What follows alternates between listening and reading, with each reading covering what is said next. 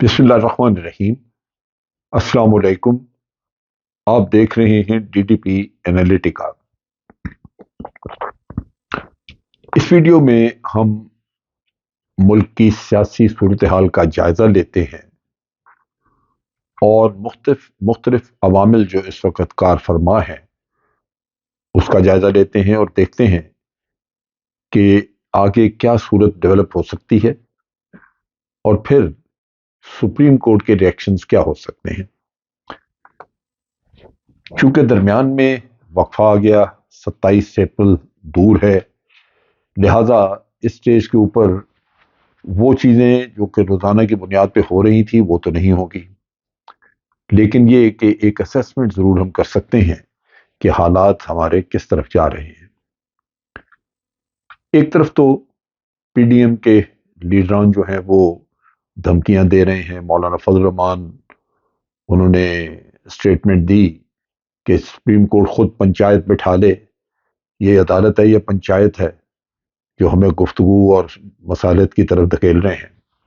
اور یہی اسی طرح کی باتیں دوسروں نے بھی کی۔ بلاول بھٹو زرداری کہتا ہے کہ بندوق کی نوک پہ ہم سے یہ کروایا جا رہا ہے۔ دوسری طرف کل جب ہیئرنگ ہوئی 4 بجے شام کا ٹائم تھا اور اس کے فوراً بعد بڑی جلدی نئی تاریخ مل گئی اور معاملہ ختم ہوا، تو اس وقت جو حکومت کے نمائندے تھے یعنی اٹارنی جنرل وغیرہ، انہوں نے کہا جی کہ ہم نے بات چیت کا عمل جو ہے وہ تو کچھ نہ کچھ شروع کر ہی دیا ہے۔ سراج الحق صاحب وہاں موجود تھے، انہوں نے بھی، کیونکہ ان کا اخباروں میں آتا رہا کہ انہوں نے بات چیت کا عمل شروع کیا ہے، اور انہوں نے کہا کہ ہمیں اس میں وقت چاہیے تاکہ ہم بالآخر مذاکرات کے ذریعے کوئی حل لے کے آئیں۔ تو اس طرح سراج الحق صاحب نے بھی کہا کہ جی اگر 90 دن کا دیکھیں تو وہ تو تاریخ گزر چکی، 14 مئی آپ کر رہے ہیں تو وہ 105 دن بن جاتے ہیں، لہذا اگر 105 دن نہیں تو 205 ہو جائیں۔ مقصد کہنے کا یہ ہے کہ الیکشن جو ہے وہ عید الاضحیٰ جو بڑی عید آ رہی اس کے بعد ہو جائیں۔ سو ان چیزوں کی وجہ سے 27 اپریل کی تاریخ دے دی گئی کہ ٹھیک ہے 27 اپریل کو ہیئرنگ کر دیتے ہیں، اور اس وقت تک توقع ہے کہ سیاسی جماعتیں کوئی نہ کوئی حل نکال لیں گی۔ اب اگر ہم دیکھیں تو پی ڈی ایم کی پوزیشن جو ہے وہ بڑی کمزور پوزیشن ہے اور ان کو کوئی نہ کوئی حل نکالنا ہے۔ ہو سکتا ہے کوئی فیس سیونگ چاہتے ہوں۔ انہوں نے نعرہ بازی تو بڑی کی کہ ہم یہ کر دیں گے، وہ کل خواجہ آصف صاحب کا بھی کل کا بیان ہے کہ جب دیکھ لیں گے جب توہین عدالت کا قصہ آئے گا، اور توہین عدالت کے تو اتنے زیادہ ان کے قصے ہیں کہ وہ ہر قدم پہ انہوں نے توہین عدالت کی ہے، اور اگر اس پہ سزا ملنے لگے تو ان میں سے تو کوئی بھی نہیں بچتا۔ لیکن بصورت عدالت نے انتہائی تحمل کا مظاہرہ کیا ہے، جس کی وجہ سے ابھی تک معاملہ چلتا نظر آ رہا ہے۔ اب پی ڈی ایم جو ہے اس میں مولانا فضل الرحمان جو کہ غالباً عمران خان سے ذاتی وجوہات کی بنا پہ ناراض ہیں، جہاں عمران خان ان کو وقتاً فوقتاً ڈیزل کہہ کے بلاتے رہے، اور ڈیزل ان کا باوجود اس کے کہ ایک بڑا جانا مانا نام ہے یہاں پہ ان کا، لیکن اس کے باوجود مولانا کو برا لگتا ہوگا، سو اس وجہ سے ہو سکتا ہے وہ ناراضگی ہو، اور وہ نہیں چاہتے کہ عمران خان ان کو سیاست میں نظر آئے۔ وہ اپنا حق سمجھتے ہیں سیاست میں رہنے کا، باوجود اس کے کہ عوام ان کو اس اہل نہیں سمجھتے۔ بصورت 8 اکتوبر وہ جو تاریخ دے رہے ہیں، مولانا اس تاریخ سے پیچھے آنے کو تیار نہیں، اور وہ یہ چاہتے ہیں کہ جی 8 یا اس کے بعد ہو، اور وہ وہی بات آ جاتی ہے کہ اس وقت صدر مملکت ان کو بھی فارغ ہو، وہ بھی ریٹائر ہو جائیں گے، وہ بھی فارغ ہو جائیں گے، ان کا ٹینور ختم ہو جائے گا، اور چیف جسٹس کا بھی۔ اب یہاں پہ بہت بڑی کمپلیکیشنز ہیں جو کہ مولانا سمجھ نہیں رہے۔ صدر مملکت کا فارغ ہونے کا مطلب یہ ہے کہ آپ غیر معینہ مدت کے لیے جب تک کہ الیکشن نہیں ہوتے اور پھر آگے صدر کے الیکشن ہوں، آپ کو سینٹ کے چیئرمین کو وہاں پہ صدر بنانا پڑے گا، کیونکہ صدر مملکت کا الیکشن تو اسی وقت ہوگا جب تمام اسمبلیاں اپنی حاضر ہوں، موجود ہوں۔ جو موجودہ نیشنل اسمبلی ہے اس میں بھی تعداد پوری نہیں، وہ بھی نہیں الیکشن میں جا سکتی، وہ بھی الیکٹ نہیں کر سکتی صدر مملکت کو۔ 2 صوبوں کی اسمبلیاں نہیں ہیں، کیونکہ ان 2 صوبائی اسمبلیوں نے بھی حصہ لینا ہوتا ہے اس میں الیکشنز میں۔ تو وہ بہت بڑی ایک کمپلیکیشن بن جائے گی کہ جو سینٹ کا چیئرمین ہے اس کا آئینی کیا حق ہے کہ کب تک وہ بیٹھا رہے. سو یہ ایک ایشو وہاں پہ ہے جو نکلے گا. چیف جسٹس کا تو ٹھیک ہے کہ وہ جو نیکسٹ سینئر ہے وہ چیف جسٹس بن جاتا ہے، اور یہی ان کی خواہش ہے کہ نیکسٹ سینئر چیف جسٹس بنے. یہ غالباً 27 فروری کی غالباً سٹیٹمنٹ ہے مریم کی، اور وہ وہی سٹیٹمنٹ ہے جو پوری پی ڈی ایم یا پوری نون لیگ جو ہے وہ فالو کر رہی ہے.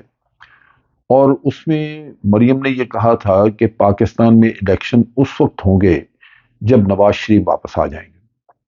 اس کا مطلب یہ ہے کہ اگر نواز شریف نہیں آتے تو پاکستان بھاڑ میں جائے، اس کی کسی کو کوئی فکر نہیں.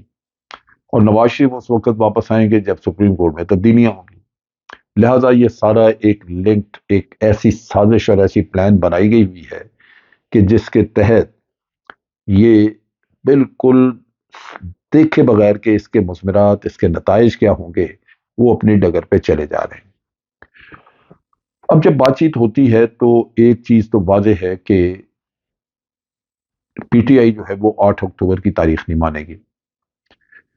جو مصالحت کنندہ ہیں، سراج الحق صاحب، وہ جس طرح بات کرنے ہیں تو وہ عید الاضحیٰ کے بعد آ جائے.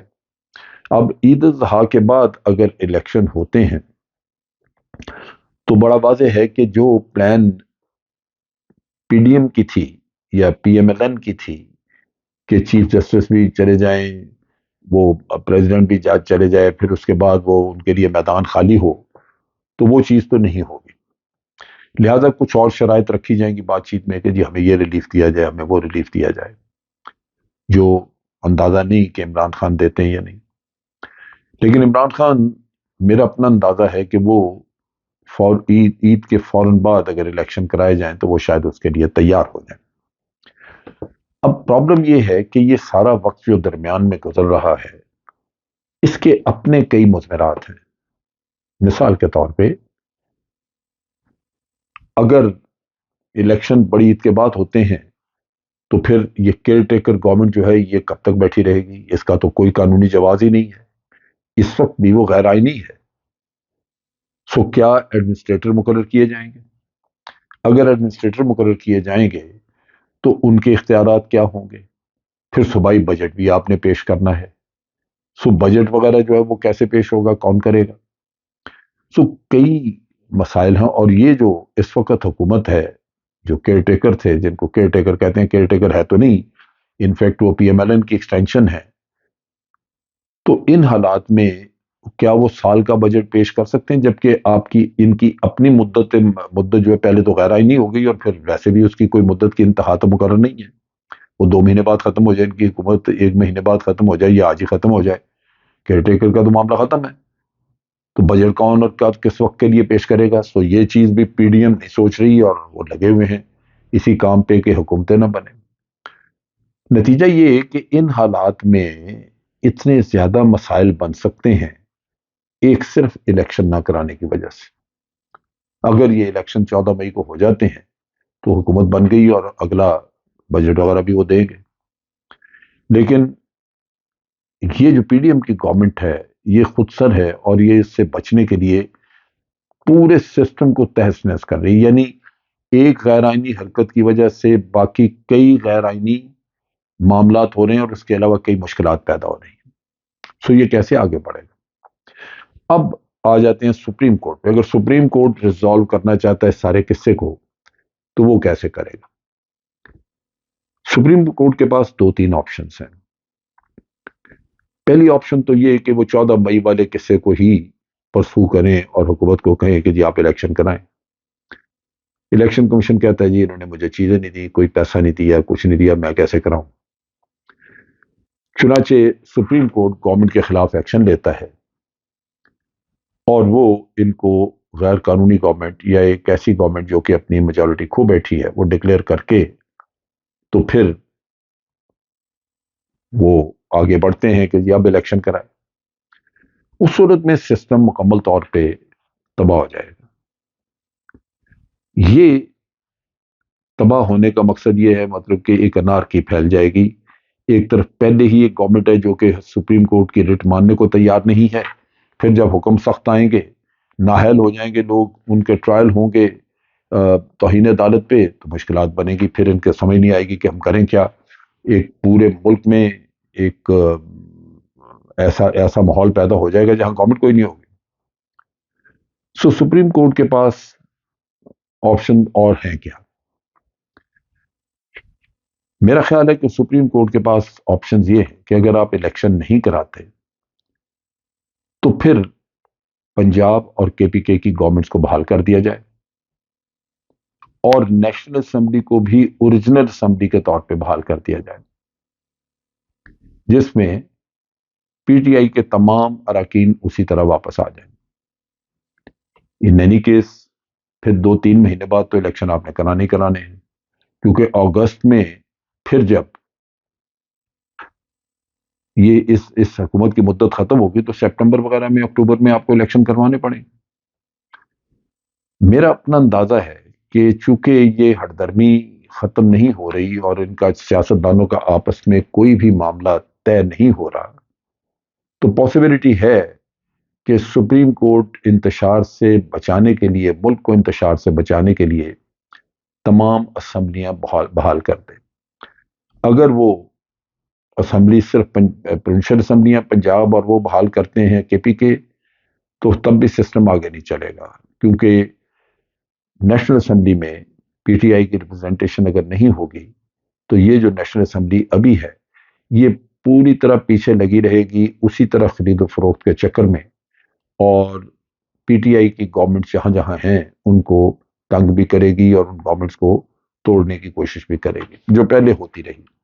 لہذا اس چیز سے بچنے کے لیے یہ ضروری ہوگا کہ نیشنل اسمبلی بھی اسی طرح بحال کی جائے، اور پھر اس اسمبلی میں پھر دوبارہ دیکھ لیں، اگر عمران خان دوبارہ وہاں پہ میجورٹی حاصل کر سکتے ہیں کہ ایم کیو ایم یا کوئی ان سے مل جاتا ہے، کیونکہ بہت سارے جو ساتھ ملے تھے لوگ، ان کو آج اندازہ ہو گیا ہے کہ پی ڈی ایم کا تجربہ مکمل طور پہ ایک ناکام اور گھٹیا ترین تجربہ تھا، لہذا کوائٹ پاسبل کہ عمران خان دوبارہ وزیر اعظم بن جائے۔ سو یہ چیزیں ممکن ہیں، ہے تو بال سپریم کورٹ کے پاس، ان کے کورٹ میں، لیکن میرا اپنا اندازہ ہے کہ اس طرح کی صورتحال پیدا ہو سکتی ہے۔ میں صرف دعا گو ہوں کہ رب العالمین ہمارے ملک کو انتشار سے بچائے۔ یہ سیاستدان جو 100% خود غرضی پہ اترے ہوئے ہیں اور ان کو ملک کے معاملات کا، ملک کی سلامتی کا، ملک کے حالات کا کچھ خیال نہیں ہے، وہ اگر بہتر ہو کہ وہ اپنی انا کو اور اپنے مفادات کو ایک طرف رکھ کے ملک کی بات کرے، اللہ تعالیٰ انہیں ہدایت دے۔ اب تک کے لیے اتنا ہی۔ افواج پاکستان زندہ باد، پاکستان پائندہ باد۔